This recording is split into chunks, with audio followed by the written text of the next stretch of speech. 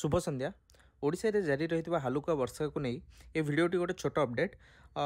तेज सक्रिय लघुचाप प्रभाव आज उपकूल यार संलग्न जिला मानक मेघुआ पाग सहित किसी स्थान में हालुका वर्षा रेकर्ड कराई।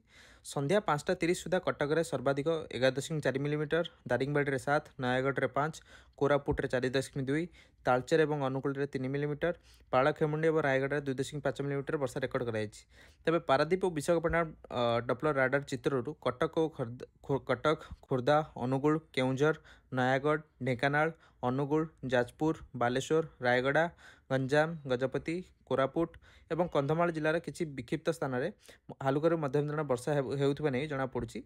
तेज साधारणतः डपलर राडार रे ये जो नील रंग वर्षा को इंगित करता। आज मध्यरात्रि आसंता काली संध्या पर्यंत वर्षा तीव्रता बेसी रहीपे, विशेषकर आभ्यंतरण और उपकूल ओडिशा रे। तेबे यही वर्षा को ध्यान रखी चाषी भाई और जनसाधारण मैंने उचित पदक्षेप नेबाकू परामर्श जारी कराई। तेबे पाणीपाग